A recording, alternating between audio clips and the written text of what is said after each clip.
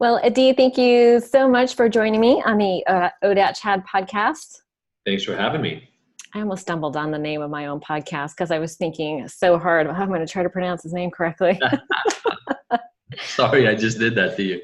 No, I'm so silly. And then I was like, oh, do I call you doctor? You don't have your Nope, jacket on, so I don't I know. don't. Well, I can put a jacket on if you like it. Oh, really? Do you have a lab coat? No, you don't need to do that. Scrubs. Scrubs, yeah. But I'm so excited to talk to you today because you are going to talk about something that is typically kind of a taboo thing in the recovery community, right? Yeah, let's do it. Let's do it. But before we jump into that, I typically start off by asking my guests to share a little bit about like family of origin. I'm always so curious, like maybe like what your dad did professionally, siblings, where you were raised, all that kind of thing. I love it. I love it. My dad was a physician. My mom worked as a human resource manager in one of the biggest banks in Israel. Okay. Upper middle class family. I grew up in a really nice neighborhood. We would run around outside all day after school or before we had school and go to each other's houses, literally just ring the bell and say, hey, is Ellie home? Let's go around. Like really safe neighborhood. My school's behind our, literally like if you look outside of my parents' balcony, you see the place where I went to school, to elementary school. It was great. It was a beautiful childhood. That didn't matter much for my own self-confidence. Like I was a pretty anxious kid. Everybody tells me now that they didn't see it at the time, but like I had a lot of social anxiety growing up. Did that kind of start at a young age, at your social anxiety? I mean, I remember as early as 8 or 9 years old. Oh, that's pretty early. Yeah, and I would have to come back from elementary school sometimes with these massive stomach aches, like that would have me doubled over. I didn't know what it was, but now if I mean, as an adult, somebody would say like, oh, you might have an ulcer or something like that, but I was like 9. And so I didn't realize it was stress back then, and I really wish my parents would have talked to me about it and thought about it. But nobody thought about, it's a 9-year-old, like, well, he has something with his stomach, but it would happen like once a month. So really off. But my childhood was great. I played with kids. I had a lot of friends. It was really not, I had no, like Gabor Mate talks about trauma. Yeah. I had negative experiences. We all have negative experiences, but my traumas are very small t traumas. They're not massive traumas. What did your small t trauma consist of? Like, is it like bullying or? So there was some bullying later on, but that was really after we moved to the States. And I'll tell a story about the only bullying, and it wasn't really bullying, the only shaming that I got when I was in Israel in elementary school and junior high, which was in my younger years, was because I'll explain in a moment my difficulty in navigating the social environment that I was living in. But the main trauma, quote unquote, for me was I was, I think about 8 to 9 years old. So around the same time that this anxiety really came front and center. And I woke up one night, it was late, I don't know what time it was, but it was dark outside. And I was walking out of my room, and actually, I must have been 9 or 10 at that point because I was in the second room. So walking out of my room to go get a drink of water, and I saw my parents talking to each other in the living room. And my dad was in his full military uniform. In Israel, men all serve in the military. So he was holding 2 suitcases in his full military uniform.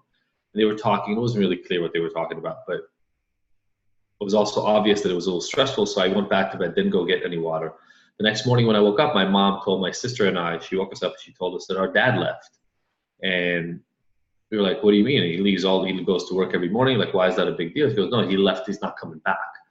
And we were bawling and crying, and it was just like a nightmare, right? I mean, I'm young. I think, again, I'm probably around 10 at that time, but like no idea what that really means, but just losing everything.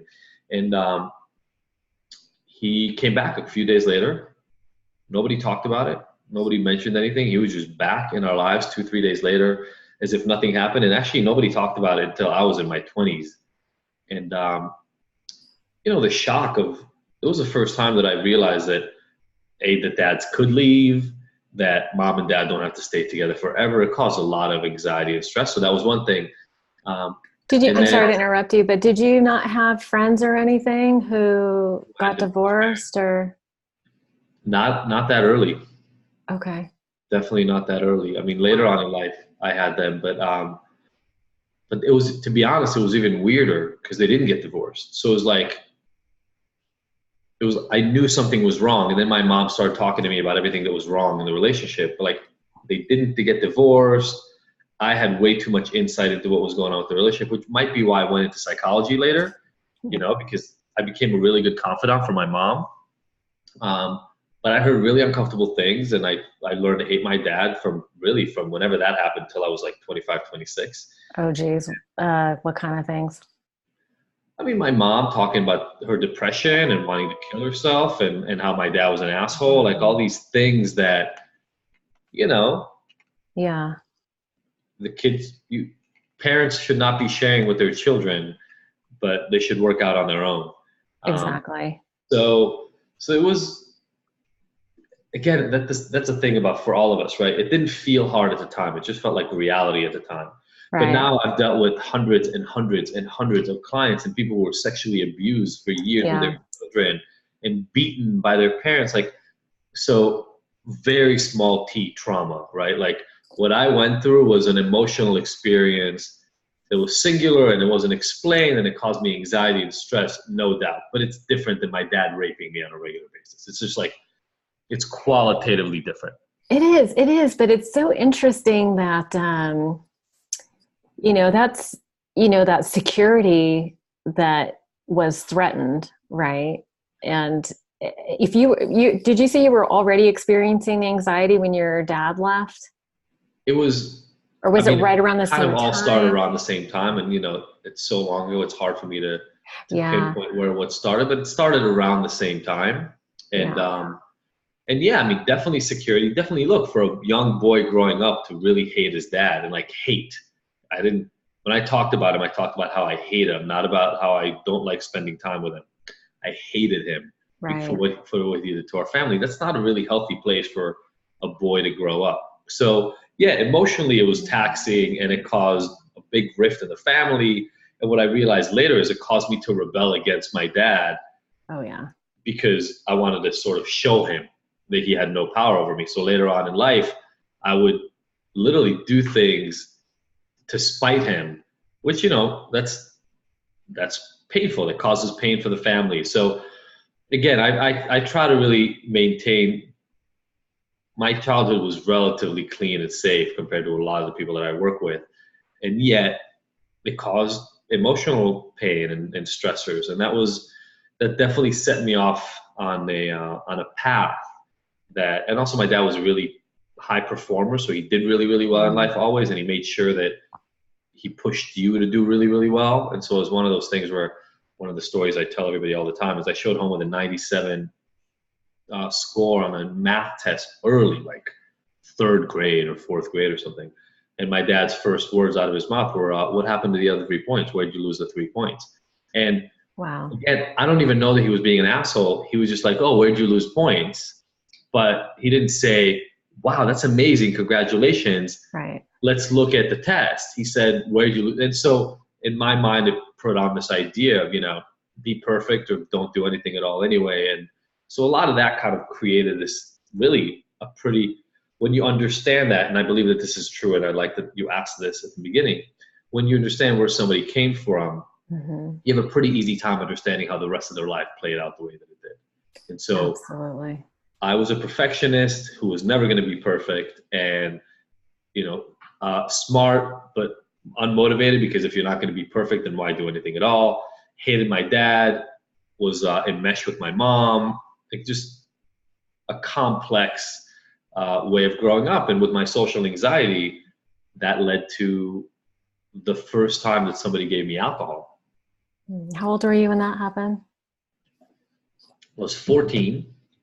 Okay. In Chicago. My family had moved from Israel to Chicago, which was a shock. I was going to ask you about that because you mentioned that you were born and raised in Israel. So your dad's a doctor. Did he bring you over for Yeah, he work? got a job. He got a job in a hospital in Chicago, and just word to the wise. I mean, families have to move, and I totally understand that. Don't make your kids move first year of high school. Oh, brutal. I did that too. I spent my first year of high school at a different school. I didn't know anybody. It's a nightmare. I didn't move from another country though. Language. So it's like, the beginning of high school, you feel awkward as hell anyway. As it is, yeah. As it is. I'm assuming that's what everybody else tells me, but like, yeah. I went to a different country where I knew nobody. My language skills were terrible, so my accent was thick. I mean, talk about a way to not feel like you fit in. I had a good job doing that. Now, again, what everybody tells me is that they didn't see any of that. So I apparently did a really good job pretending that I was doing okay. Yeah. And a lot of this comes from a place of insecurity, what I'm about to say right now, but like, I wanted to hang out with the cool kids, but none of the cool kids wanted to hang out with me. I didn't even know who the cool kids were. So it was like just navigating the social arena was really difficult. I was never an athlete in Israel because when in our school, I mean, I played tennis and I did things, but like in our school in Israel, it wasn't like in the States where there's sports as part of school. So I joined sports in the States, which were the only thing that allowed me to have some friends. But then I was 14 and there was this Israeli sleepaway camp, this annual trip, and we all went. It was really, really exciting, and it was boys and girls together, and I had anxiety around women in general. Anyway, and so at the end of one of the last nights, we all go to the same cabin, and we're having a good time, but again, I'm anxious, so I'm always questioning. At the time, I mean, I would always question, what does she think about what I'm saying? What does he think about it? And constantly this noise in my head. And then somebody hands, like just one of the boys pulls out a handle of vodka from their bag and passes it around. Wow. And I'm trying to be cool, so I'm not going to say no, and the thing reaches me. So I take one swig and it burns the whole way down. I mean, drinking straight warm vodka is one of the most disgusting things you can do. So I have one swig and it's disgusting, and it passes around. I have another swig, and by the third swig, maybe, I start feeling nice and warm, and I don't really care what other people think about me anymore. And I'm kind of comfortable for the first time ever, as far as I can remember. And I go, oh, I like this. This is great. And, I drank the rest of that night, fooled around with some girl that was there. Like, all of these things that I was unable to do beforehand magically worked when I was drunk. And I had my medicine.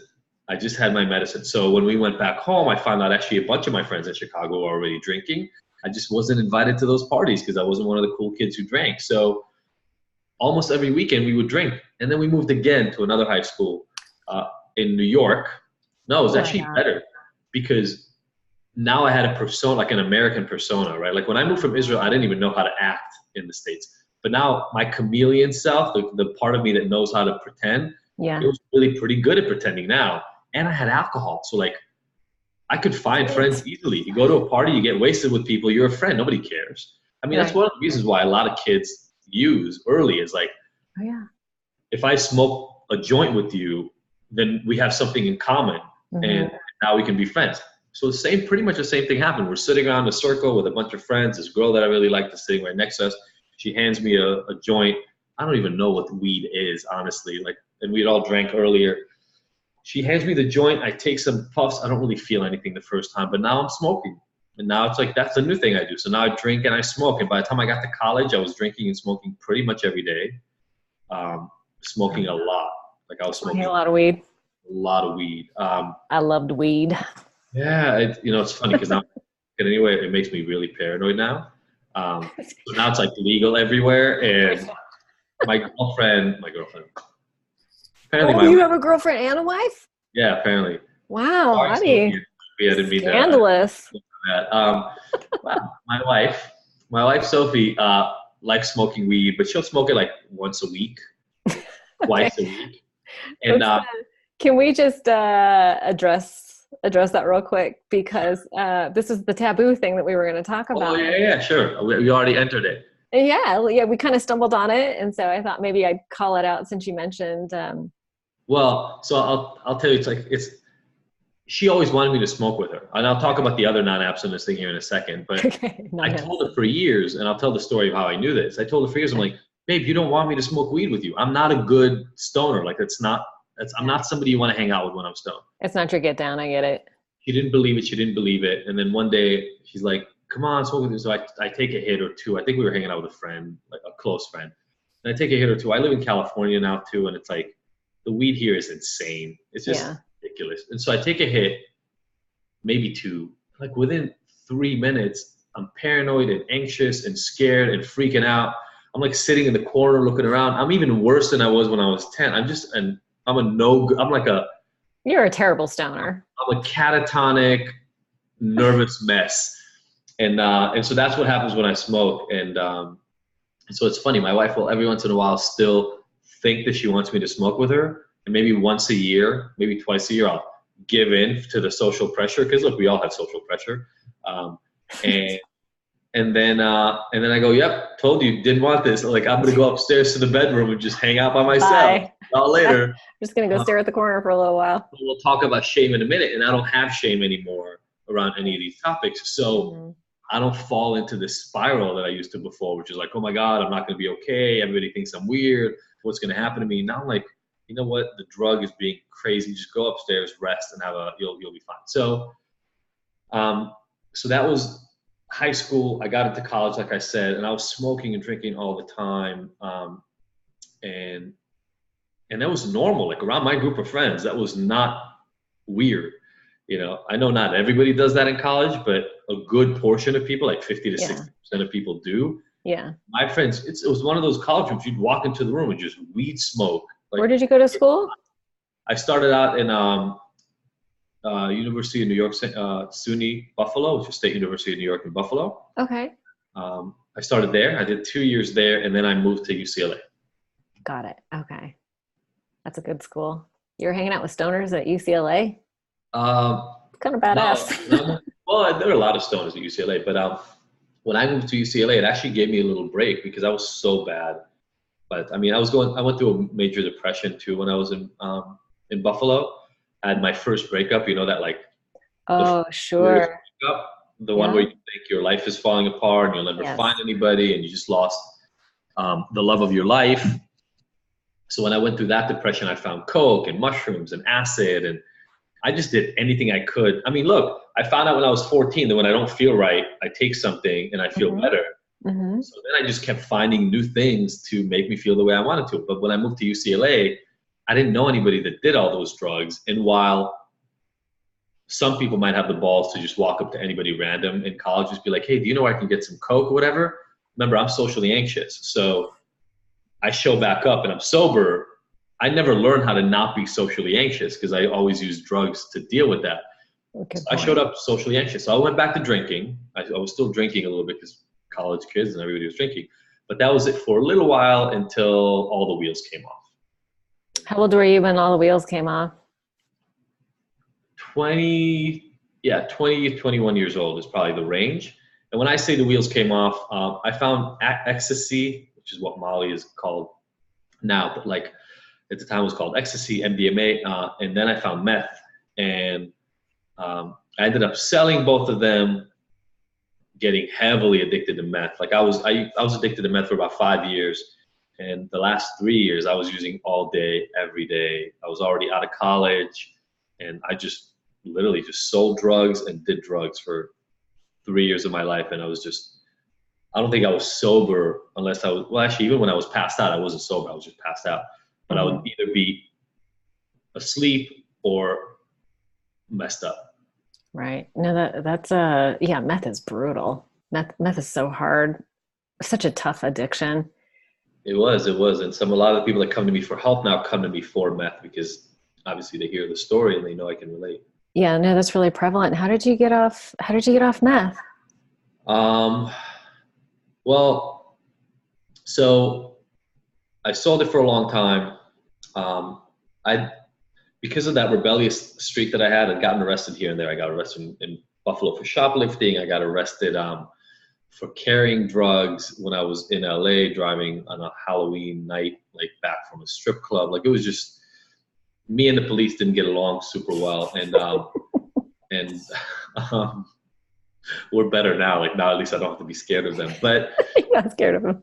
I was out delivering drugs. So I was selling pretty big quantities. And so I was out delivering drugs I was on my motorcycle and I dropped off about a half a pound of coke, and I had about a half a pound left on me. And I got in a motorcycle accident. I broke my leg and I was laying on the ground. And when the police came, they searched me. And it was the Beverly Hills Police Department. And I'm pretty sure they searched me because I'd already been arrested in Beverly Hills before a couple of times. So they kind of wanted to see if I had anything on me, because it was an accident. Like, there was no reason for them to search me, but they searched me while I was on the ground. They found the coke. And so then they escorted me to the hospital, and I'm with a broken leg. I can't walk. I can't move. Escort me to the hospital. They arrest me at the hospital. And then they kept trying to get me to snitch or talk about where I got all the drugs. Because, you know, when you have a half a pound of coke, you're either that's kind of a lot, right? You're either, I mean, that's like, it's like if you had a bag about this size full of cocaine. It's a lot. It's a lot of drugs. Yeah. And so they kept trying to get me to snitch. I wouldn't. And then so 3 months later, they busted down my door at 8 o'clock in the morning on a Saturday with the SWAT team. And that had to be scary. Yeah, it wasn't fun. It wasn't one of my favorite moments in life. No. I mean, now it's, you know, it's the beginning of this new shift and phase of my life in some way, but the beginning of the end. Oh my God, it was the most cliched thing ever. So I get SWAT team arrested in Brentwood in my apartment, and I can't walk, so they have to carry me out of bed. But I had a gun next to my bed, and so. Wait a minute, I'm confused. You broke your leg. You were in the hospital. They came back to your apartment later. 3 months later, yeah. Oh, 3 months later after you broke your leg. Yeah, they tried to the cops really wanted me to give them my connections. They wanted me to tell them who I bought from so that I could snitch on the people. They wanted the big of me, and they could arrest the bigger fish. And I just wasn't willing to do it. So they waited a little while. I was really smart. I said I was smart before, so I was really smart here. I gave them the wrong phone number. But apparently, for anybody listening who's criminally involved, the police can find out where you are, even if you give them the wrong phone number. It's not like being at a bar and like giving some random stranger the wrong phone number so they can't call you. Yeah. Yeah, they can find you.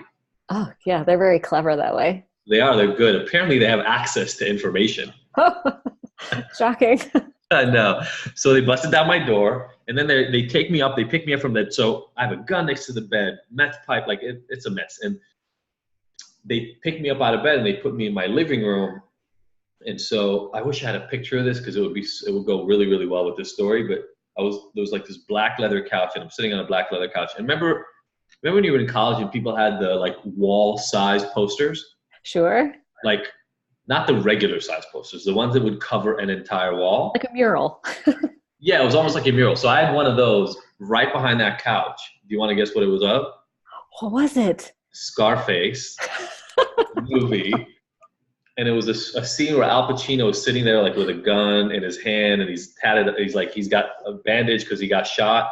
And I'm sitting on the couch in front of that poster with a SWAT team going through my room. And if anybody tough guy. The Scarface reference, then you will understand the irony, right. The irony of that moment. So the irony. So they took me to jail, and because of the gun and the amount of drugs that was there, I had almost $1 million bail, and I was facing something like 15 to 18 years in prison. And yeah. And yet here you are. And here I am. I did a year in jail. Jail. Anything under a year you get sent to jail instead of prison. So you got caught with all of that, and you didn't go to prison. That's amazing. Yeah, I mean, because you're white. A really good lawyer. Money. B, I don't know. We're not doing video for this, right? We might. I don't know. Okay. I'm white. I was gonna say you're white. I'm white. I had a really good lawyer, and another important factor here is I went to rehab. So the trial the case lasted about a year, and I went to rehab, and by the time I was sentenced, I had 10 months sober. And so I'd been in rehab that whole year before and was completely clean at that point. And so, you know, when I stood in front of the judge, he had seen that I cleaned my act up, because that same judge had seen me 3 times before. So it's not like he didn't know me. Wow. And so the way it actually went down is he gave me 1 year. He actually gave me 364 days, I think, because anything a year or above, you go to prison. So he Okay. gave me 364 days, but he gave me what's called a suspended sentence. Um, and that means that if I get arrested again within my probation period, which was 5 years, uh, then whatever I get the next time, I get 7 years added to it. So Wow. it felt like a sword kind of hanging above your head, just like right here. And it was like, you can do whatever you want, but if you do the wrong thing, then the sword just drops and kills you, which Yeah. was really motivating, by the way. I really liked that tactic from him. Yeah. Uh, it was good. So he gave me a chance. And I'm incredibly fortunate for that. I'm incredibly lucky. I'm incredibly grateful and humbled that he did that, because I did my year in jail. I got out, and life is tough enough after 1 year in jail with 9 felonies on your record. Um, had I gone to prison and spent, instead of 1 year, 5, 7, 3, 8, 10 years, we probably wouldn't be sitting here right now. Yeah. No, that's crazy. You got so lucky.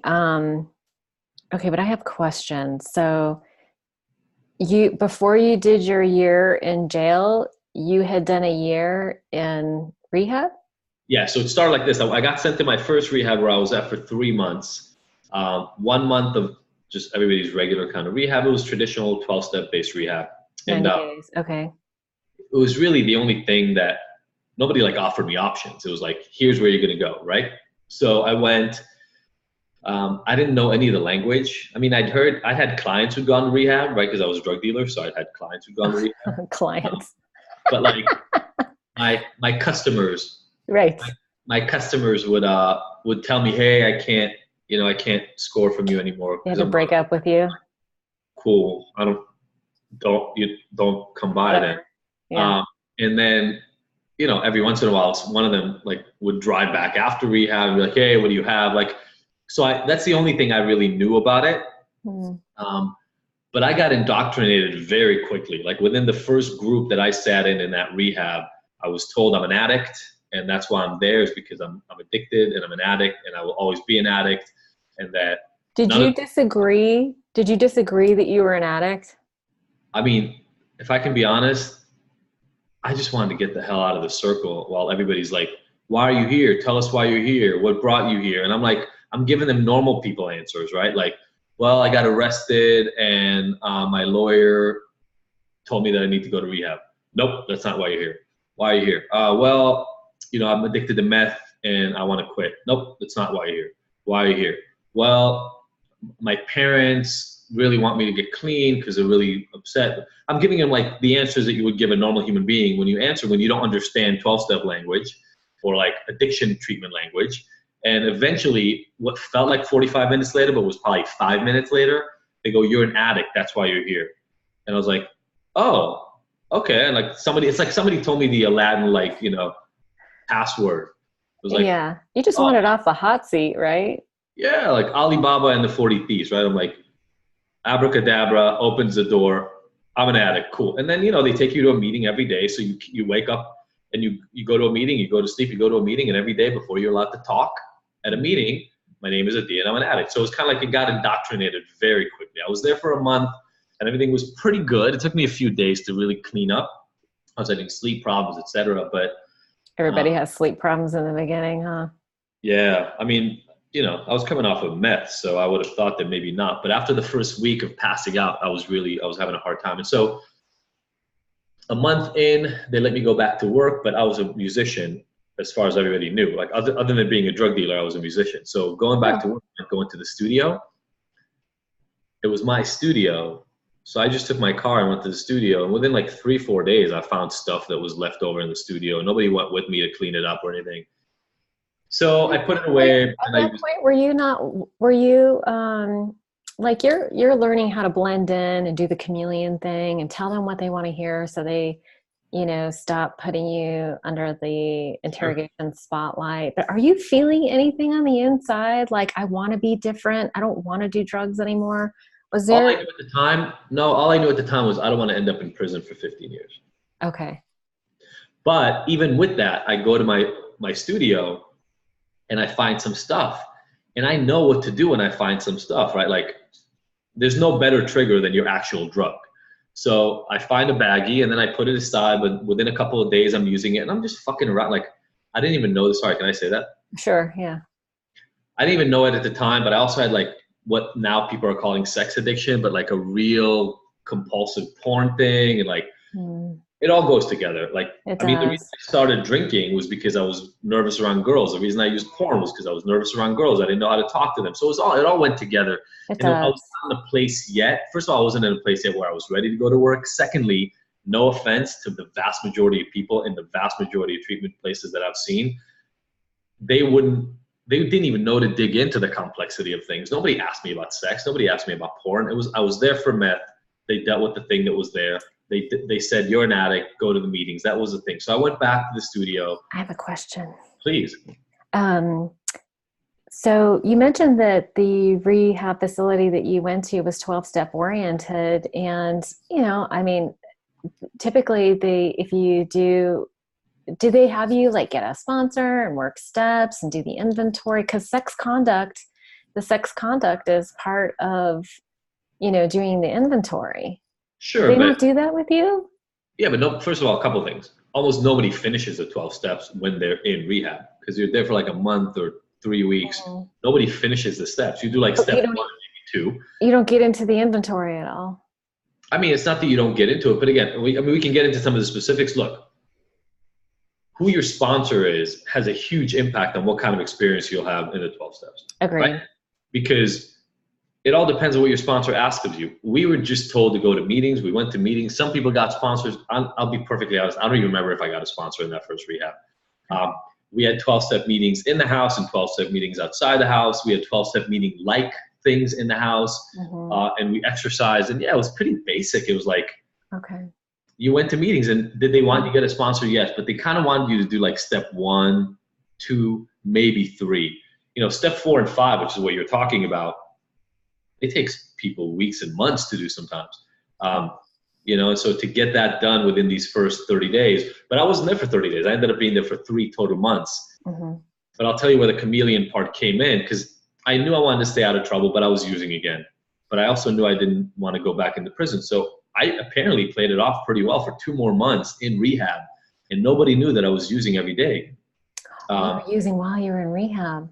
I would just come back from work and just pretend like everything was fine. Okay. And that, I'll tell you, that felt terrible. Because here's the thing that I've realized for myself, and that's, we're going to talk about my book hopefully at some point, The Abstinence Myth, and like, please, yeah. What I realized for myself was when I got caught, it was terrible, right? I was lying to everybody about what had been going on, and all my lies came out. I was embarrassed. I had to come to my parents for help because, all my money and everything got taken away with the cops as well. So like they had to pay for my lawyer, all this stuff that I didn't want to happen. But here's the best thing that happened. Everybody knew what was really going on. The truth came out. You didn't have to lie anymore. All the shame that I was hiding behind was gone. The problem was that once I started using again in rehab, I was starting to lie to everyone again. And so what I realized was I didn't know what to do with it, but I would come into rehab every day and feel crappy and shitty, not because of the drugs, but because of the lying. And I lied and lied and lied. And then this will be hilarious to you, but New Year's Eve, I get a pass. They let me get a pass. I know, it's funny, right? Like, I think it was a test. Insanity. I think it's a test, but I would urge anybody who's in the industry, listen to this, don't put addicts through tests. They don't need tests. They need support and help. But I think they gave me a test. I failed miserably. I went out. I used with a bunch of my friends. I still had some ecstasy pills that were hidden, so I gave them to friends so they could party all night. So I'm smoking meth in the corner of a room while everybody is on ecstasy all night. And then I go back. Now, I have no idea what I looked like trying to go back to that place, seeming like I was okay after staying up all night partying with my friends. But I come in, they give me a test, and then I go about my day. It took a week. This is like 15, 16 years ago. So it took a week for the test to finally come back from drug test. They drug tested you? Yeah. And I failed the drug test, obviously, but it was a week after I came back. So a week after I come back, they come in, they tell me, you got to go, you tested positive. One more thing, and one more reason why I'm going to call out my book here, The Abstinence Myth. I think that the practice of kicking people out for relapsing is one of the most absurd things we do in the treatment industry. Agreed. It's like saying to somebody, hey, your cancer came back, we can't treat you anymore. It's Absolute insanity. And the reason we do it is because we hold abstinence as the most important part of recovery, which I'm going to argue against here in a moment. So, Ooh, yeah, let's get into it. so I get kicked out. I'm essentially homeless. I have my car and I had some people and some girls that I knew or whatever. So I drive to one of my ex-girlfriend's houses or whatever. And I'm like, hey, I got to crash here, whatever. But in the meantime, I had a phone call with my dad. And my dad calls and I had this whole story ready for him because I just got kicked out of rehab. Like, they're the ones paying for rehab. There's no way to hide this. HIPAA was not a thing, by the way, back then. So not even an issue. But I had this whole story ready for my dad. I needed to move because the rehab was far from the studio. And I was driving so much every day and the traffic is insane. And I was in the middle of lying, which I was so used to doing and so good at doing. And then I stopped and I just said, you know what? I got kicked out. I got kicked out because I've been using and they caught me. And it was terrifying to tell them the truth because I'd fucked up and I never want to admit when I fuck up, right? Mm-hmm. People don't lie because they're liars. Newsflash. People lie because they're afraid of what is going to happen when they tell you the truth, either to them internally or to their relationship with you. So I lied to my dad because I wanted to seem like a good kid. But then I realized, yeah, your dad was that guy that demanded perfection. Yeah, and all of a sudden I went, you know what? I need to not lie about this. I need to tell him what really happened. And I tell him, and I feel relief the moment I tell him, and then he starts screaming at me.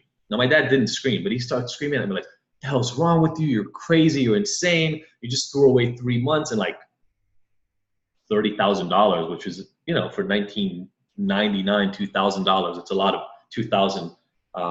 It's a lot of money any way you look at it. Like 50,000, 60,000 equivalent of now. He's like, you threw away all this money and all this time. Now you're going to go to prison forever. And then he ends it with a question. He goes, what do you expect us to do now? And I think I paused. I remember pausing and I thought about his question and I said, you can't do anything. This is not for you to do. I have to fix this. And it was the first moment that I realized that I can't lie my way out of this, that I have to be accountable and that I have to figure out a way to stop lying, stop hiding, and fix what's going on. Mm-hmm. And I used for another 2 weeks. I wasn't clean. It wasn't like having that realization helped me get clean. But during those 2 weeks, I kept looking for the next thing. I needed to find a sober living or a rehab that didn't cost as much money because I didn't want my parents to spend all that money anymore. Because the proof to me was you can drop $10,000 a month on rehab. That's not going to fix you. Mm-hmm. I was now committed. So I just needed a place to go to where I could be. Sleeping with a girl and like being on her couch and smoking meth all day was not going to fix me. So I needed to find something that'll help, but I was not committed. So I found a sober living. It was like $1,500 a month instead of, or even $1,000 a month instead of $7,500 or $10,000 a month. Wow. I was high when I went to the interview to go into the place. I was wearing sunglasses at like 9 p.m. because I didn't want them to see my eyes, like, duh. But now I was committed. So I checked in that place, stayed sober for the next 8 months. It wasn't always easy. Sometimes it was hard. But I'll be honest, they made me go to meetings all the time. I couldn't care less. They made me get a sponsor. I couldn't care less. It wasn't about that. It was like, I'm going to stay freaking sober. Why? Because if I don't stay sober, I'm going to spend the rest of my life in prison. That was my thing. It wasn't about being a good recovered addict. It wasn't about any of that. It was like, I just disappointed the hell out of my parents and I don't want to do that anymore. And I felt what it was like to be honest and truthful, and I wanted that more, and I didn't want to end up in prison for 15 years. And so when the guys at the house yelled at me and made me sit down and write 10,000 words about why I think I'm better than everybody else, I didn't do it because I thought that was the lesson. Yes, it taught me humility and all that kind of stuff, but I already had humility.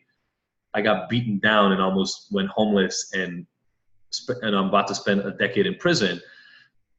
But I was just willing to do whatever. And that's, people talk in the big book, right? About like, if you're willing to go to any length. Yeah. I got to tell you, that's true of any program. If you're willing to do anything that somebody tells you to be okay, then you'll be okay. And the 12 steps are a great system for some people to do it. I did it for 3 years. well, I was sober in AA for 3 years. One of those was actually in the rooms. One of those was in jail. And then one of them was after I got out. But I was committed, man. Like, I did not want the life I had before. You know, the light bulb went off, the white lightning moment, whatever you want to call it. And I was committed. So by the time I went in front of that judge, I was sober. I was good. I had a bunch of people who told him I was sober. And so he gave me a chance. So it sounded like you had like that gift of desperation and you were willing to do whatever it took. You'd made a decision and you had some pretty heavy consequences hanging over you. Yeah, it was a perfect storm. Yeah, it was perfect. And here you are. I'm here. So you continued on with school and you have a doctorate now. I do. I went to Cal State Long Beach for my master's and then to UCLA for another master's and my PhD. Okay, what did you get your PhD in? Psychology. In psychology. Okay, so are you a practicing, do you see patients? And I coach. I didn't take the clinical route and I was getting my license. I was about halfway done with my hours for my license. And there's probably, this will actually maybe go back into my non-traditional recovery so that we can get back to that in a minute too. But because of my history, I had to go through obviously a lot of hoops. Oh, sure. To be able to get hours. Like I had to fight for 2 to 3 years to even be able to start collecting my hours. And one of the things that happened as I was appealing was I had to go in front of the Board of Psychology. Now, the Board of Psychology in California, at least at the time, was pretty poor. So the people who managed the probationary setup for the Board of Psychology was actually the medical board. And I don't know if you heard anything about physicians programs for addiction, but they're very intense 5-year programs where you have to test randomly throughout the whole 5 years. And there's all these stipulations. Now, they want me to go to rehab. I was like, I've been to rehab. I don't need to go to rehab again. I got a letter from the old rehab that I graduated, all this stuff. And but they wanted to drug test me for 5 years. And I was like, well, you know, this is in 2009. I was like, well, that was 7 years ago. Like, I'm off probation. I'm done. It was 7 years ago.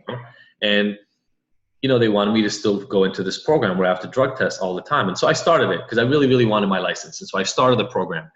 And every morning at 6 o'clock, I would have to call a number that would tell me if I'm testing that day or not. Anytime I would leave the city or the state, I would have to ask for permission from my essentially probation officer.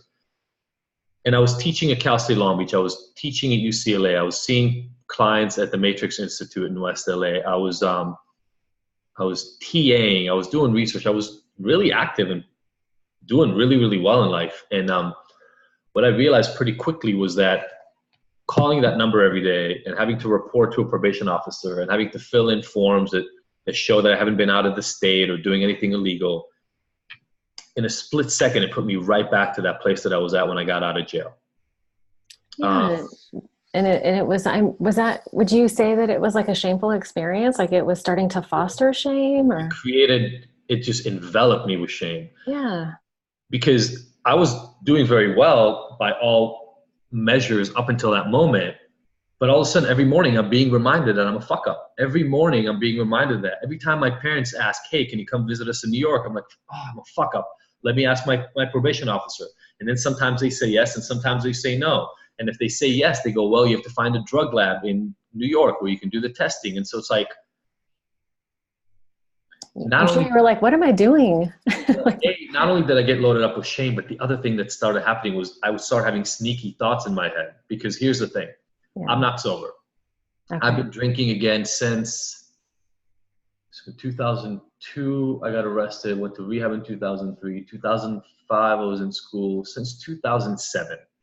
So it's been 12 years that I've been drinking socially again. It's not an issue. Depending on who I talk to, they either flip out and don't know what to do with me, or they come up. There's three things that I've seen. People either say, well, you're in relapse, and that's a pretty common one. So they'll say, here's my card, we'll save a seat for you. Or that's one of the nice versions that people give me. The other one that people say sometimes is, well, that's because you were a meth addict, not an alcoholic. Because a lot of people, some people they distinguish between the two. Yeah, so they'll say, well, you were a drug addict, that's why you can drink, because you weren't an alcoholic. Or people will say, well, you were just never an addict at all in the first place. And, you know, I've done this work for long enough now. It used to really upset me when people would say any one of those things. I've done the work now long enough, and enough people have talked to me that for the first one, I say, well, if I'm in relapse mode, it's going pretty well, and I'm pretty happy with it, so that's fine. For the second person, where they say, well, you were a drug addict, not an alcoholic, that's why you can do it, I say, then why are we so strict with people who are addicted to weed about their alcohol use, et cetera? Because you didn't have that rationale for me on the front end. And then for people who tell me that I was never an addict, I say that might actually be true, by the way. But nobody could tell the difference 18 years ago when I was using meth, an 8-ball of meth every day.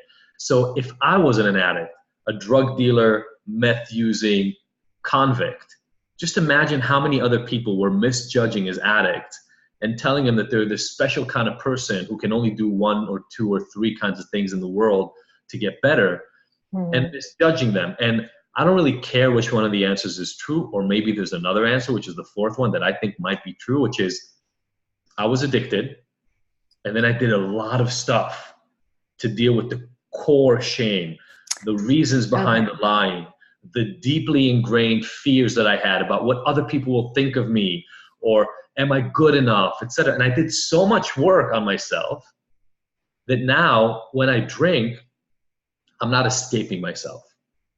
When I do these things that I experiment with, I'm not escaping. I'm not trying to leave the life that I have, and therefore I don't fall into that cycle of shame and regret that my addiction was all about. Okay, so this is where I would like to kind of dig into that, because you talk about all the work that you did. Yeah. So let's set aside the issue that you're not 100% abstinent right now. And I do want to talk about your book. Make sure we save time for that. But what I'm really interested in is, I heard a lot when I first got sober about, oh, you need to do the work. And I was like, what the fuck is the work? Totally. Tell me what to do and I will do it. I was so desperate to be sober that I was willing to do anything they told me to do. And so they suggested a lot of things, but I was one of those people who also sought every kind of modality for recovery that was available to me. I got sober 25 years ago, but that doesn't mean that I've stopped trying to learn what's going to heal me, because what I know for sure, and what really interested me in talking to you, is you talked about dealing with the shame. And so I don't think that there is enough emphasis on how specifically, like, I'm all about, I'm a science girl, at heart, and I want to know what the specific mechanics are. Like when I showed up to Alcoholics Anonymous and they were like, we have 12 steps that will fix you. And I was like, fuck yeah. Just you're like, I can do 1 and then 2 and then 3 and then 4. And when I get to 12, I'll be good. Yeah. And then I've repeated them because I feel like for me, every time I go through the steps, I feel like I'm always evolving. Sure. So every time I address the steps again, I'm different. So I get something different out of it. But I did tons of therapy work. I'm a workshop junkie. I like to unravel all this stuff and get deeper insights. But I've also kind of, been confronted with this idea that self-knowledge doesn't really avail us. But I'm just so curious. And I would not, for my own self, like, I know that I am one of those people that I put something into my body. I don't process alcohol or drugs the way somebody like you does. So I just know that about me, and that's me. And I'm very clear about that. And if you're able to do that, more power to you. I have absolutely zero opinion about that. So here's the beautiful thing about it, right? First of all, I mean, you saw the TED Talk, and I think maybe that's a link we can give people. Absolutely. Here's the thing that is really powerful for everybody to understand. What you believe is true for you. Right. Period. Yeah. Right? Let me give an example. Let me give an example, because I've been giving this talk for a really, really long time, because I believe things differently, and I don't believe I'm powerless, and I don't believe addicts are powerless in general. But let me explain why. Let So me ask you, let me ask you really quick. I'm sorry to interrupt you, but do you think some people lose the ability to choose whether they use or not? Like somebody like me, I felt like once I start using, I lose the ability to choose so how I much moved. alcohol I drink.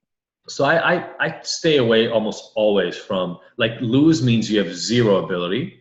Hmm. That's the opposite of being fully in control, which means you have 100% ability. Okay. No, I don't think people lose their ability. I think people have greatly reduced ability, and that can Okay. vary, which is different because if you have a little bit of ability, there might be something that we can do, not even to.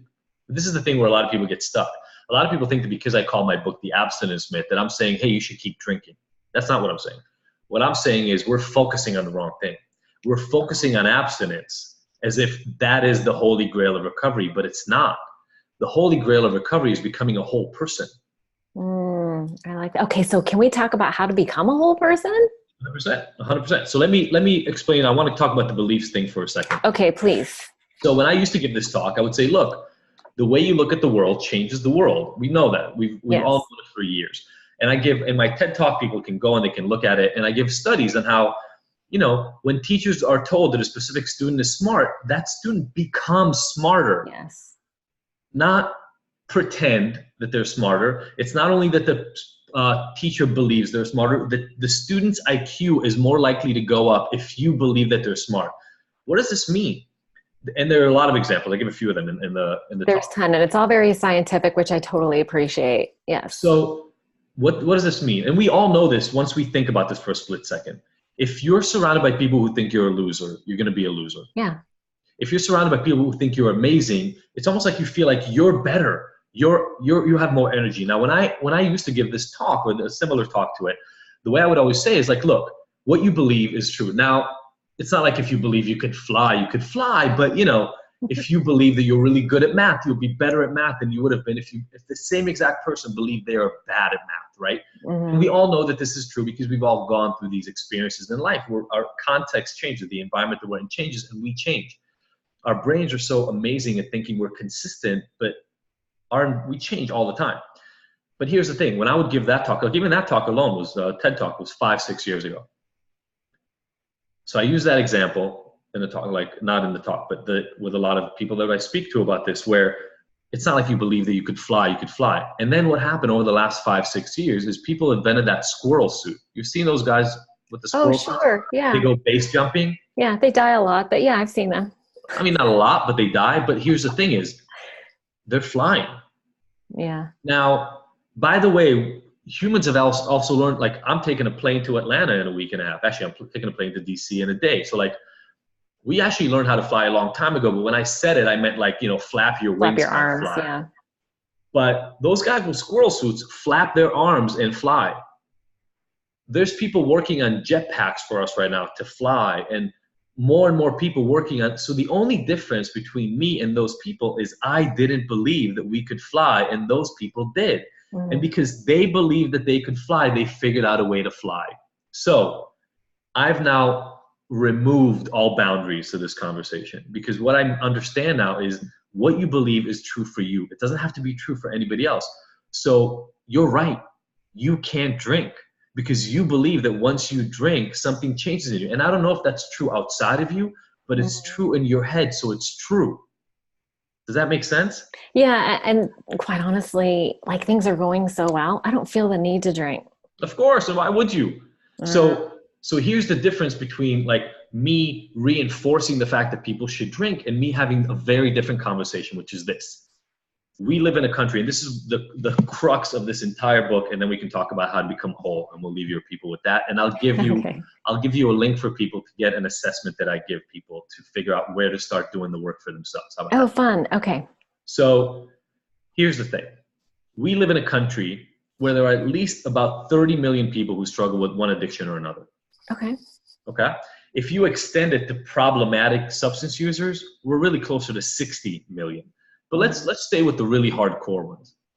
About 30 million people who need help at any given point in time, and about 2.5 of them go get help. That's less than 10% of people who go get help. Now let me ask you a question. Why are they not getting help? I don't know. Well, first of all, they're not getting help, but there's a lot of shame Okay. because we feel crappy about it. And we live in a society that tells you you're supposed to be good and okay all the time. Calling my friend, calling my husband, calling my wife, calling a doctor and saying, hey, my life is screwed up and I need help is tough. So shame is a big one. By the way, I did a study when I was at UCLA. So I'm not just making this up. Like, this is coming from a study that I did, a 6-month study. Another one is cost, and another one is logistics. I always laugh about the fact that we say that people don't want to go to rehab because they're in denial, because, you know, rehab's expensive and it kind of interrupts your life a lot.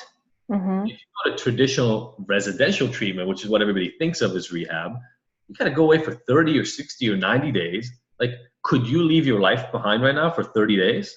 Absolutely not. But I didn't go to rehab. I got sober for free. Oh, I get it. But I'm saying what people think they have to do Yeah. when they, right? What they see is, oh, you got to go to those rehab places. Nowadays, everyone, like if you have a substance use disorder, the common prescription is go to rehab. Right. So there's residential, and then you literally have to leave your family and pay a ton of money. So Right. that's option one. Then Okay. there's outpatient. I ran an outpatient clinic. To Oh, go yeah. to intensive outpatient, you have to be there for 10 to 12 hours a week. A week. Okay. A week.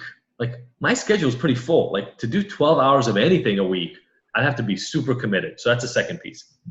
And then, the second and the third piece, cost and logistics. And then the fourth one, people told us they want help, but they like drinking or using too much to quit. Now, when people hear that, they laugh primarily. That's one of the first responses. And they say, well, those people they're not serious about getting help. They don't really want help. Right. Why is that true though? Like, I don't know, was your main thing drinking? No, I quit drinking and then smoked weed for 5 months. Okay, I had a really hard time with the weed. And before that, it was weed and alcohol then? Yeah. Okay. Were there times in the middle of your struggle where you went, oh my God, this is insane. I can't keep going like this? Oh, so many times. Okay. Now, did you also know that in order to stop, you would need to stop? Like, you need to quit? Yeah. Okay. What I'm telling you right now is that is one of the things, not the only thing, but one of the things that keeps a lot of people from getting help. They know that as soon as they say to somebody, I need to get help, they're going to be told to quit. But here's the thing. They're broken. They're like a quadriplegic emotionally. They can't function without the stuff. And what they know is, if I tell somebody I need help, they're going to take my medicine away. I don't want to be without my medicine. The analogy I give people is, imagine if you had a physical therapy office and you're sitting here in this office and there's a waiting room out there. And when people come in, they open the door and you go, hey, we really want to give you physical therapy and we'll even do it for free. But the thing is, you can't come in with the wheelchair. People go, okay, well, I'll see you guys later. I'll turn around, because they're not quite ready to go through that process. Could somebody carry them to the physical? Like, there's a lot of logistical ways to handle it, but it's scary as hell. Yeah. The point that I make for people is this. Why, if 90% of people are not getting help, and then when we measure success in recovery by serial abstinence, right, by continuous abstinence, when we measure it by that, we know that it's single-digit success rates long-term, like over years. So if you look at everybody who walks into the rooms, and then you measure them a year, 2 years, 5 years, 10 years later, when you get far out, 5, 10 years later, single digit, maybe 10% success rates long-term in terms of continuous abstinence. And you see it in the rooms. People might have 2 years, 3 years, and then they relapse and they come back, right? Mm-hmm. And what I say is, look, if nobody wants to come in, and when they come in, they're not meeting criteria for what we call success, which is long-term abstinence. If on average, 1 out of 100 people are successful in the current system that we have, isn't it time that we kind of rethink how we bring people in? And one of the things that I think we can rethink is saying to people who want help with addiction that they have to quit. Now, I'm not saying that quitting is not helpful. A lot of my people, the way I talk to them about it is I call it abstinence sampling. What would it be like to not use for a week? What would it be like to not use for 2 weeks? But I give them rationale as to why, and I can explain why in a moment. But I say, like, why are we putting the hardest thing, which is quitting, Mm-hmm. the front end? That's the barrier to entry. Yeah. Yeah. No, so in all the work that I do, and I am heavily involved in recovery communities and things like that. And what I see so often, so listen, I've been abstinent for 25 years. My husband's been, abstinent for 30 years. I know lots of people who've been able to maintain long-term sobriety. Am I one in 100? Maybe, I don't know. But, I'm going to agree with you in the sense that I feel like having this issue of time, people get into fights about time, Yeah. and it creates a lot of shame. Like, I've sponsored girls for many years who will be abstinent for a year or so and then relapse almost regularly, and they come back to the room so full of shame, and it's like, oh, don't be ashamed, we love you, we do all this thing. But at the other end, somebody like me that has abstinent, I'm held up as a pillar in the community, and I'm like, they don't understand. Like, that is not the issue. The issue Right. is how do you feel today? Like, my goal is to evolve as a person, to acknowledge my character, we call them character defects or whatever, but I'm trying to evolve and become a better person, right? Like, I have human frailties just like everybody else does. And to me, that's what's important. Sure. It's And not, that's, it's by the not way, the, but that's a human experience. That's not an addict that's experience. a human experience. And so things like dealing with the shame and root causes and all that stuff, that's what I really try to focus on, because people get so wrapped up in time that they forget that they've actually made progress during the time that So what I recommend for people all the time is I say, look, first of all, let's expand how you measure your recovery. right. Why don't we include continuous abstinence, but at the same time, relative abstinence? So like, out of the last year, how many days have you had sober? For you, you'd score 100 on both of those, 365 days abstinent and 365 out of 365. It Yeah. sounds like for you, I could take it to 20 years and the same formula would happen. But like for that girl that you talked about that you sponsor, she's had 365 days abstinent, and let's say she had a terrible like weekend, not even one like drinking day, like a week. Let's say she had a week of drinking, and she comes back at the end and she's defeated. And you go, hey, you have 365 days in the year, and out of those 365 days, you've been sober for 358 of those days. You're scoring like 94% this Right. year. Yeah. Brush it off. Okay. Get back up, and we're good. You're still an A student, right? Yeah. Why don't we include that? And then you throw in the third piece, which I love throwing in, which is let's just measure your quality of life.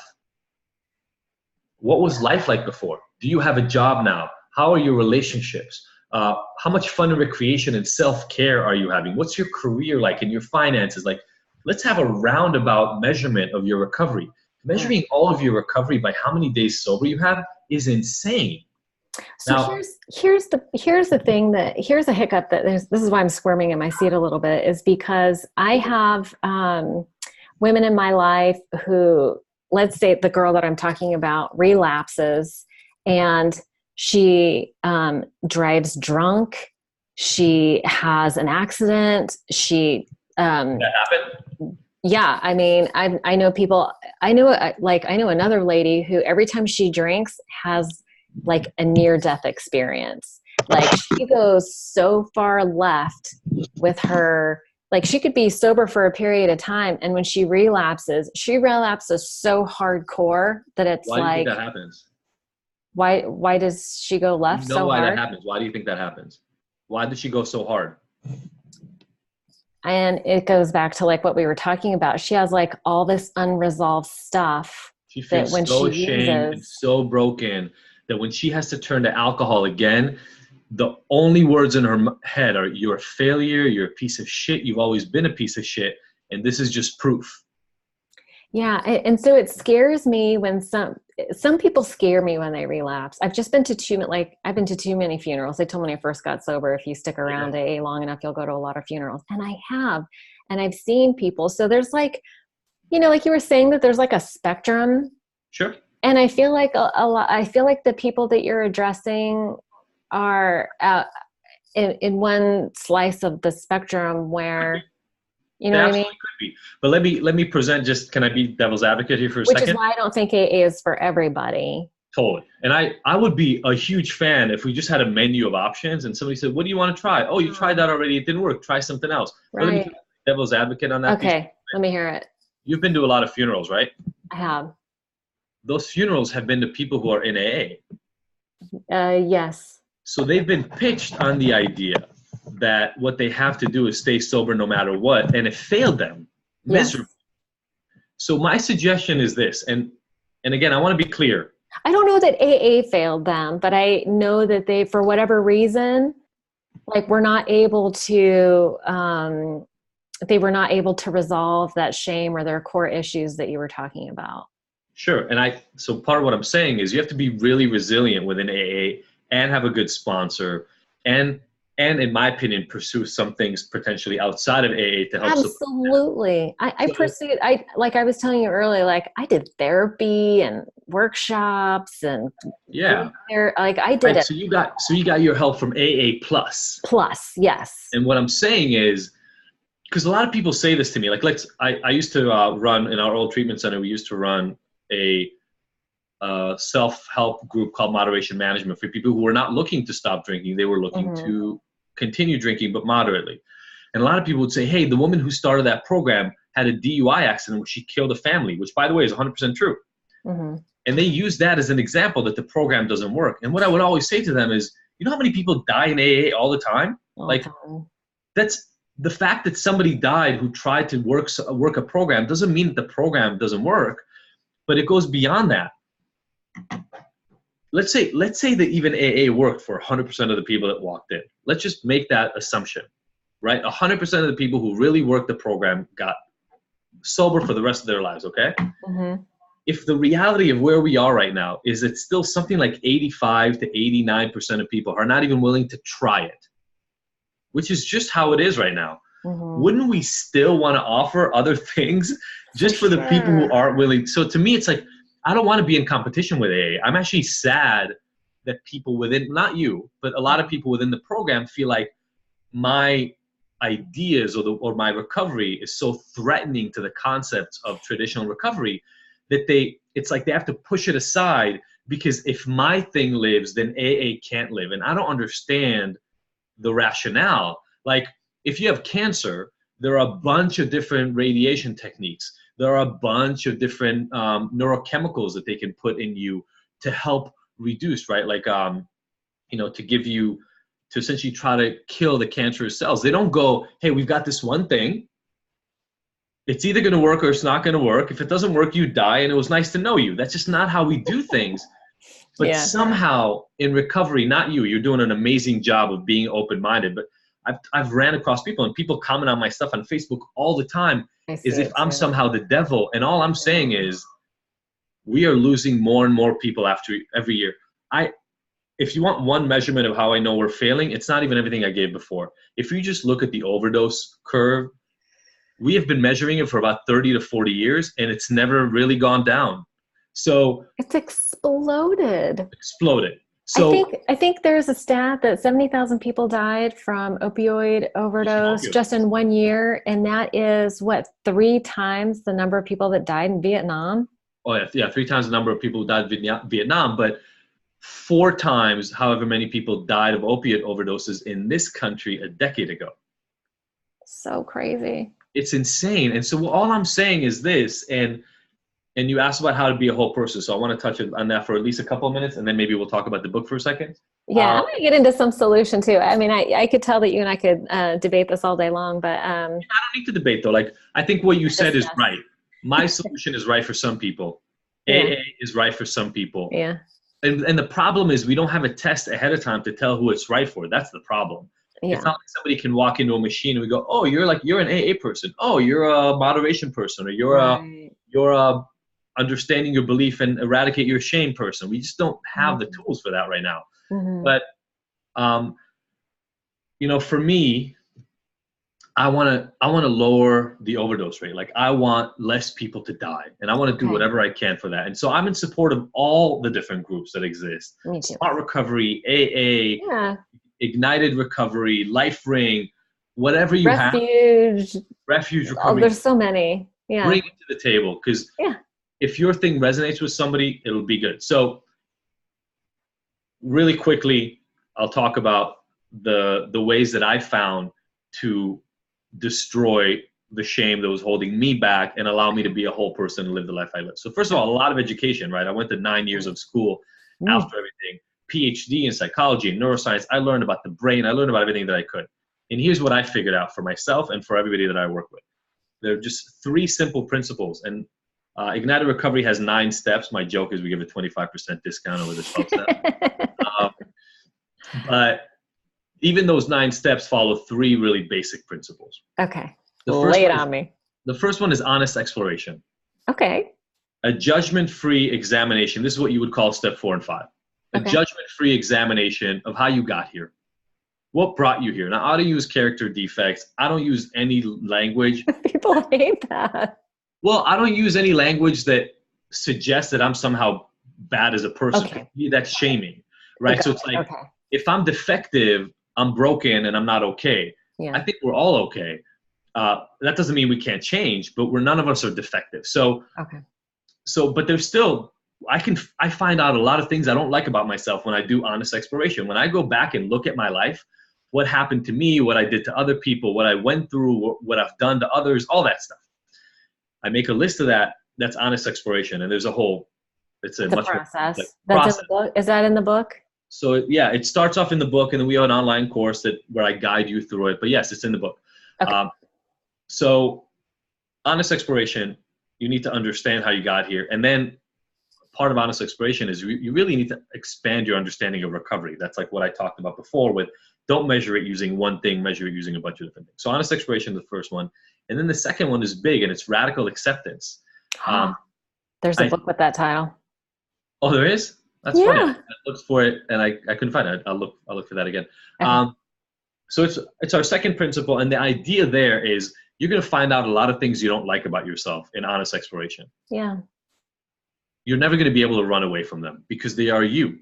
Mm-hmm. So you have to find a way to both be exactly okay with where you are right now and be willing to work to make your life better and improve at the same time, because you can't think you're a piece of shit right now and then do the work because you don't think you're worth investing in. You have to accept 100% agree. Yeah. You have to find a way to accept yourself while at the same time understanding you have work to do. So the two have to work together. Yeah. And so we work on people on how do I accept the fact that I don't like myself? And then you got to go through that.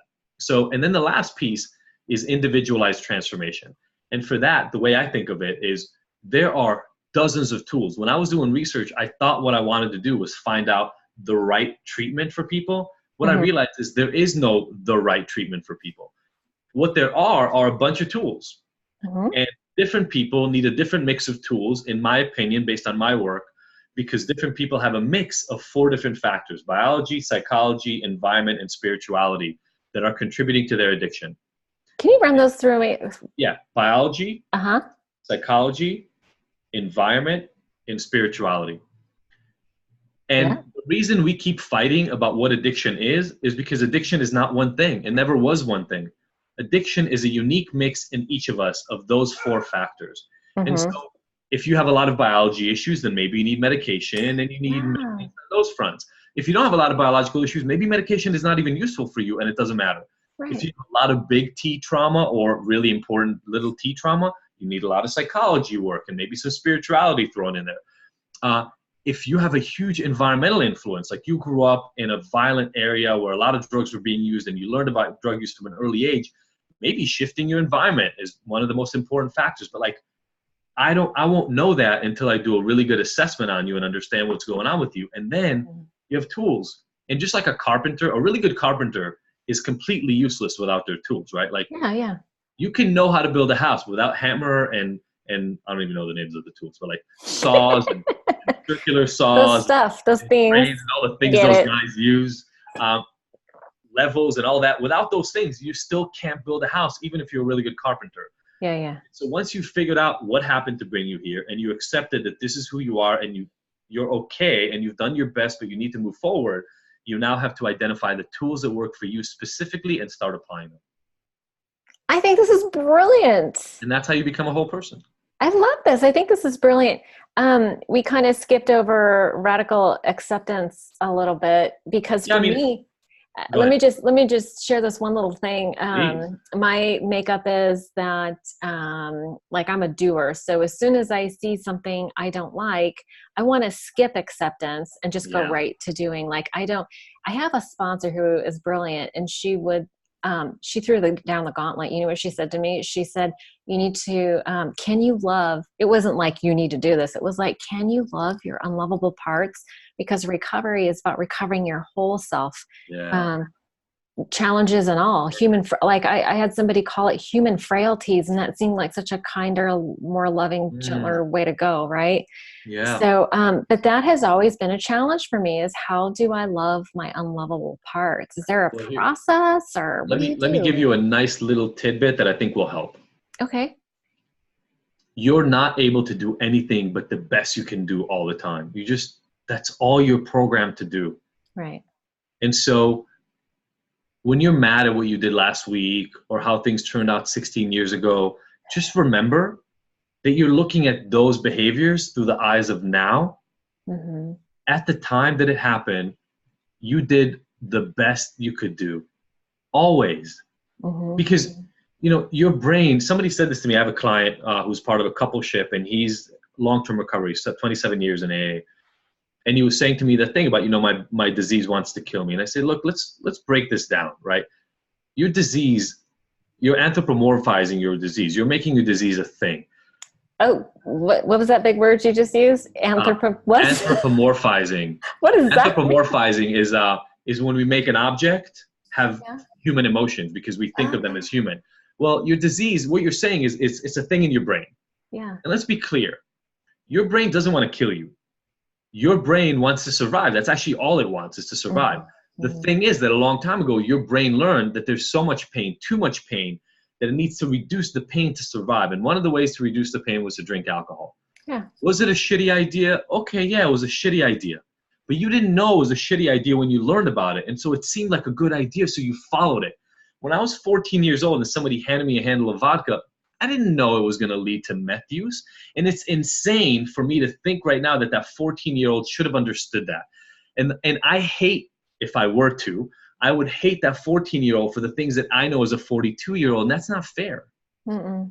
That 14-year-old kid did the best thing he knew how to do. He was anxious. He did the thing to not stick out. And the thing that he did, he drank some medicine that tasted like medicine. It tasted like ass going down. And when it settled in, it made him feel okay. What 14-year-old would not think that that's a good thing? Right, yeah. And so for you, in your own process, I just want you to remember, don't judge yourself based on what you know now in terms of how you behaved in the past.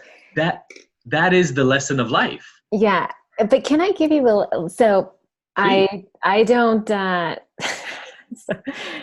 I'm gonna let you do a little therapy on me. Yeah. I don't trip out on things I did when I was 14. I trip out on things that I did yesterday or last week. For instance, like I have way too many things going on. I have a high-tech sales job, and I do the podcast, and I have sober life school, and I'm doing all this stuff.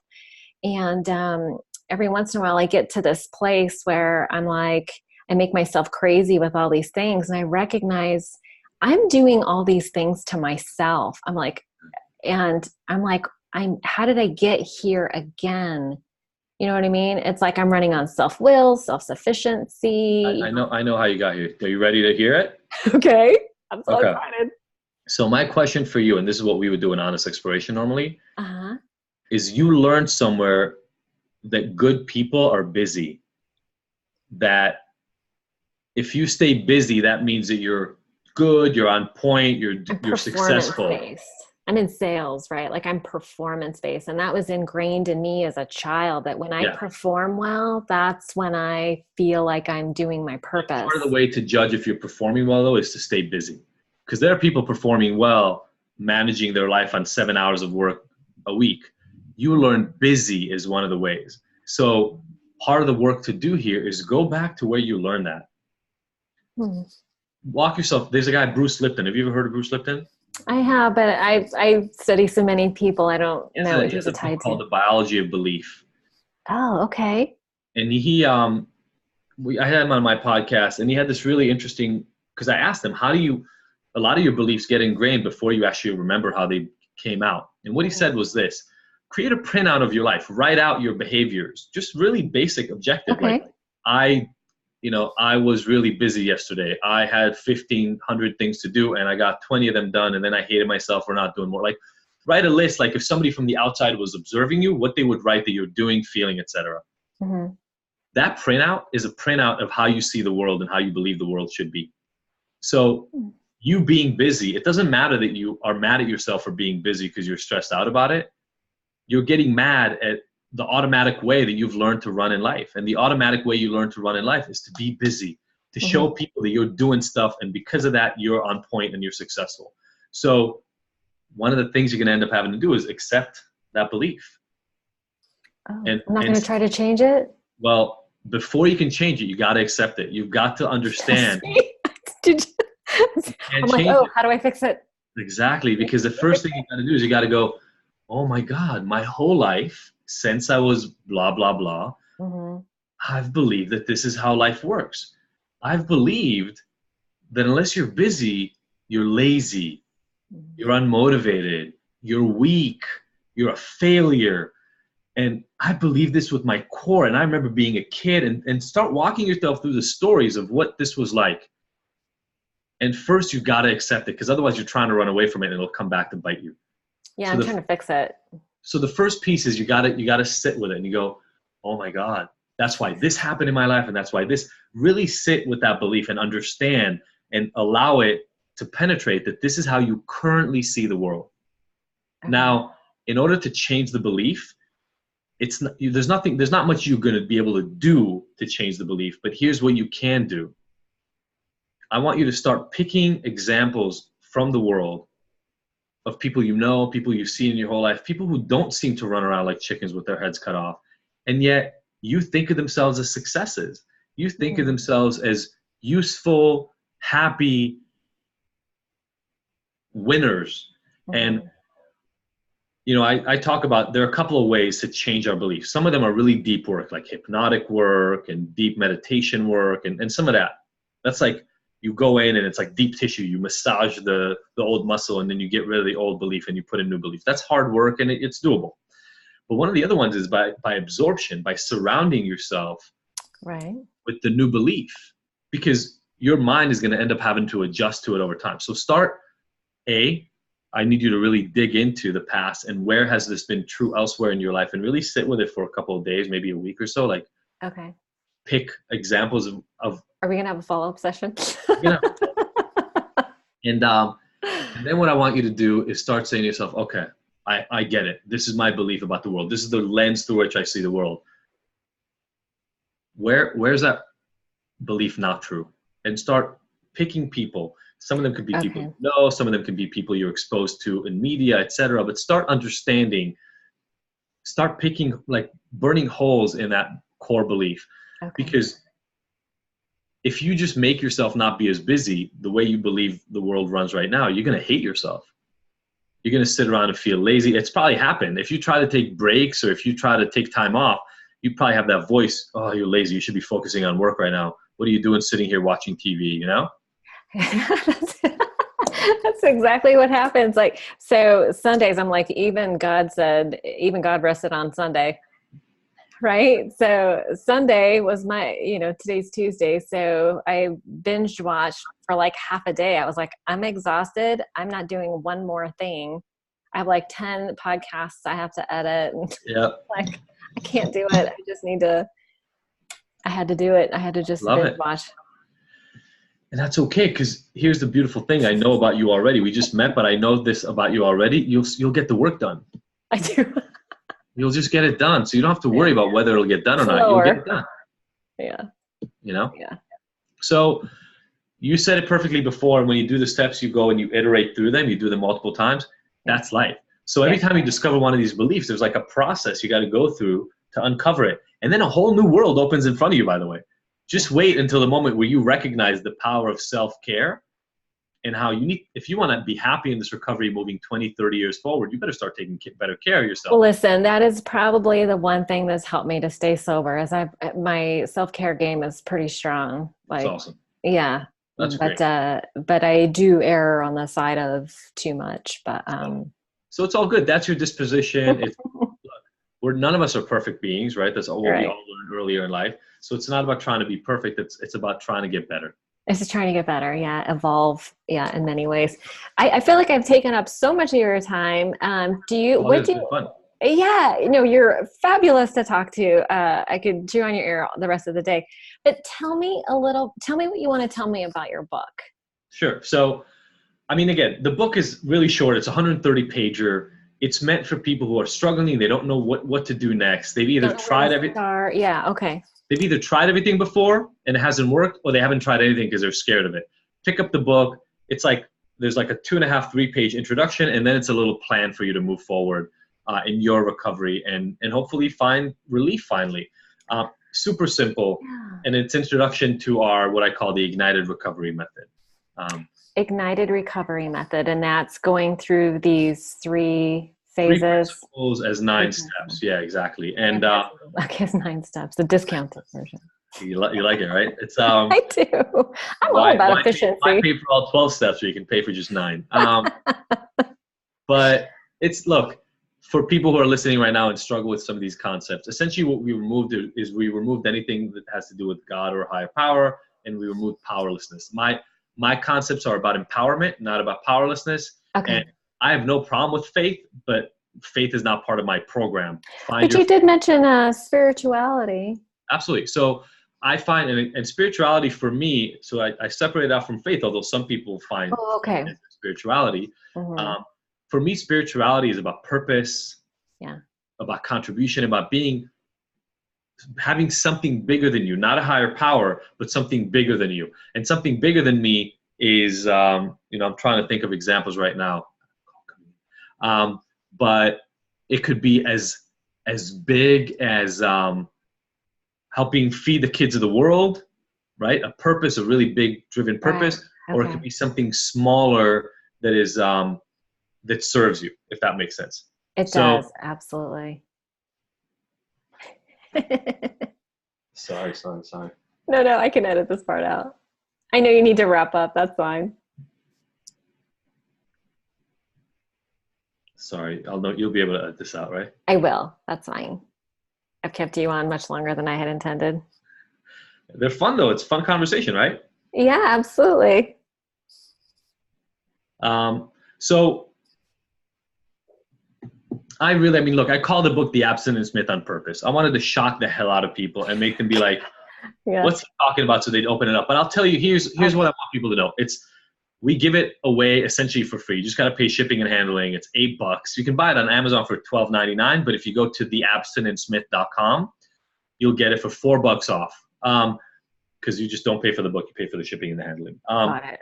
So that's one thing. But I've had wives who told me their husband didn't want to do anything, hasn't wanted to go to treatment. He's laid out in bed drinking for a week. And they see the cover of the book and they go, okay, I'll look at that.